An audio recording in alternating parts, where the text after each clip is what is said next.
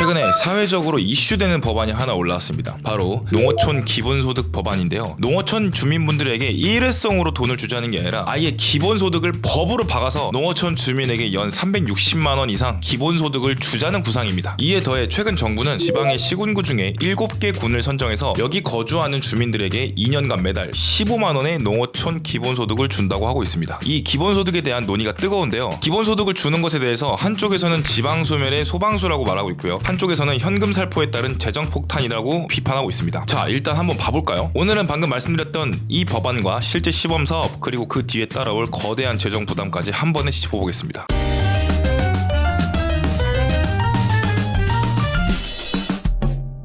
안녕하세요. 세상을 감정한 남자 김강사 평가사입니다. 이재명 대통령은 대선 후보 시절에 농어촌 주민수당을 공약했습니다. 그런데 이게 국정과제로 들어오면서요, 농어촌 주민수당이라는 이름이 농어촌 기본소득이라는 이름으로 바뀌었어요. 일단 관련 법안부터 한번 볼까요? 지역소멸 위기 대응을 위한 농어촌 기본소득 법안입니다. 어떤 내용을 담고 있는지 간단히 정리해볼게요. 주된 키워드는 4개입니다. 소득격차 완화, 소득 안정, 지역경제 활성화, 지역소멸 대응, 이 키워드 4개인데요. 자, 그러면 이 돈을 누구에게 얼마를 줄까요? 대상이신 분들 또는 대상 예정이신 분들 한번 봐보세요. 자, 법에서 말하는 농어촌 기본소득의 핵심을 정리해 보겠습니다. 대상은 농어촌에 1년 이상 계속 거주한 주민이고요. 금액은 연 360만 원 이상이고요. 소득과 재산과 무관하게 지급이 됩니다. 현금 또는 지역화폐로 지급이 가능하도록 되어 있고요. 기초생활보장 소득 산정에서 이 금액은 제외가 됩니다. 따라서 기초생활수급자도 이걸 받는다고 해서 수급이 깎이지는 않습니다. 그리고 중요한 포인트 하나 더 있는데요. 이 소득은 양도담보 제공 압류가 불가능합니다. 즉 최저생활 안전망에 지역소비 진작을 수단으로 설계되어 있습니다. 이미 정부는 이 법안과 별개로 농어촌 기본소득 시범사업을 시작했는데요. 지급 방식은 지역사랑 상품권이고요. 연령소득 제한이 없이 4인 가구 기준 매달 60만 원이 제공됩니다. 시범지역은 7군데인데요. 경기 연천, 강원 정선, 충남 청양, 전북 순창, 전남 신안, 경북 영양, 경남 남해 총 7곳이죠. 그리고 정책 발표 이후에 전입이 좀 많이 증가했는데요. 이 지역들이 대표적으로 남해군이 있습니다. 지난 9월 272명에 그쳤던 전입자가 시범사업 대상지로 확정된 10월 달에 629명으로 급증했어요. 한 달 새 357명, 약 131% 늘어난 수치로서 2007년 이후에 최대 증가폭입니다. 올해 들어서 8월까지 매달 20에서 130명씩 감소세를 보이던 인구 흐름이 2달 연속 반등한 것도 이례적인 것 같습니다. 역시 돈이 사람을 움직이는 것 같습니다. 그런데 여기서 우리가 꼭 짚고 넘어가야 할 지점이 하나 있는데요. 전입신고는 금방 하죠. 한 3분이면 할 거예요. 그런데 정착은 얘기가 다릅니다. 평생 걸립니다. 지금 통계가 보여주는 건 주소지 이동일 뿐입니다. 실제로 집을 옮기고 직장을 옮기고 아이 학교를 옮기고 생활의 중심을 옮기는 사람은 얼마나 될까요? 예를 들어서 직장도 부산이고 생활도 부산에서 하는데 주소지만 남해에 두고 매달 지역 상품권을 받는 구조라면 이미 일부 지자체에서도 위장 전입 가능성도 얘기하고 있습니다. 그리고 전체 인구는 정체인데 특정 지역만 늘어나면 옆 동네 인구를 잠시 끌어오는 이런 제로성 게임이 나올 수도 있을 것 같아요. 실제로 남해시에서 방금 말씀드린 것처럼 10월 달에 629명이 전입할 동안에 부산은 130명, 진주는 68명, 사천은 56명, 창원은 40명이 이탈했습니다. 이 인구가 남해로 다 들어왔다고 보기는 어렵지만 어느 정도 연관성이 있을 수도 있을 것 같은데요. 결국 전입이 늘었다고 해서 그 자체로 지방소멸 위험이 줄어든다고 보기는 어렵습니다. 그냥 옆 동네에서 올 수도 있는 거죠. 여기서 더 큰 논쟁은 돈입니다. 돈. 비용이에요. 이거 다 돈으로 하는 거거든요. 이재명 대통령의 대선 공약이기도 했던 이 농어촌 기본소득 예산은 시범사업 1단계부터 이미 크게 부풀려졌는데요. 정부 원안은 1703억이었다고 합니다. 그런데 최종 통과는 3409억으로 한 2배가 확대됐죠. 왜 이렇게 2배가 확대될까요? 간단합니다. 너가 됐으면 나도 돼야지. 시범지역 7군데만 선정되니까요. 떨어진 나머지 군대에서 왜 우리는 빼냐, 이렇게 강하게 반발했고요. 그 지역 내 정치권이랑 지자체가 추가 선정을 계속해서 요구하면서 결국에 최대 5군데가 추가되고요. 국비 보조율 상향으로 예산 증액이 된 것입니다. 게다가 지자체 재정이 워낙 열악하다 보니까 국회 안팎에서는 국고 보조율을 70에서 80%까지 올리자, 인구 감소 지역 69곳 전체에 도입하자, 이런 요구까지 나오고 있습니다. 여기서부터는 재정이 버틸 수 있냐? 이 문제로 넘어가게 되는데요. 숫자로 한번 체감시켜 드릴게요. 인구 감소 지역 69개 군 전체에 적용하면요, 1년에 4조 9천억 정도 들어가고요. 이 중에 국비만 2조 원이 들어가게 됩니다. 이는 농림식품부 연간 예산의 10% 수준입니다. 만약에 여기만 주는 게 아니라 여기만 줬으니까 나머지 다 또 줘야 될 거 아니에요. 전체 농어촌 인구 964만 명이 다 주게 되면요, 국비 규모가 6조 원까지 늘어가게 됩니다. 이미 기초연금 각종 현금성 복지가 고령화 때문에 눈덩이처럼 불어나고 있는 상황인데요. 여기서 또 4에서 6조짜리 현금성 의무 지출이 올라오는 것입니다. 이거 다 우리 세금으로 내야 됩니다. 또 문제가 뭐가 있냐면 이런 현금성 의무 지출을 국세로 떠안기 시작하면 아니면 앞으로 지방에 진짜 정말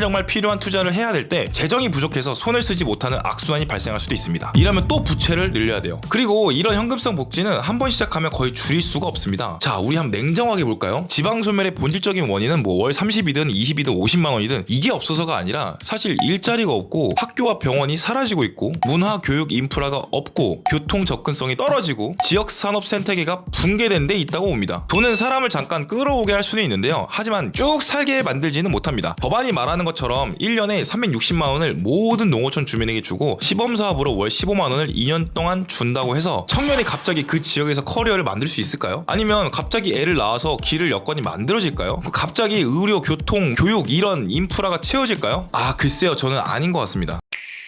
결국 제가 봤을 때 지방소멸은요, 돈을 좀 더 주냐 안 주냐 요 싸움이 아니라 사람이 남아있을 수 있냐, 나갔던 사람이 돌아오더라도 버틸 수 있느냐, 요런 기반을 깔아줄 수 있냐 요 싸움이라 생각합니다. 주소는 돈으로 옮길 수 있지만 사람의 삶과 인생은 돈만으로 옮길 수가 없어요. 저는 농어촌 기본소득은 재정 악화를 더욱 불러올 것 같습니다. 오히려 그 돈으로 그 지역의 인프라에 투자하는 게 더 현명할 것 같은데요. 여러분은 어떻게 보시나요? 이상 세상을 감정한 남자 김강삼 평가사였습니다. 다른 영상에서 또 찾아뵙도록 하겠습니다. 빠이빠이.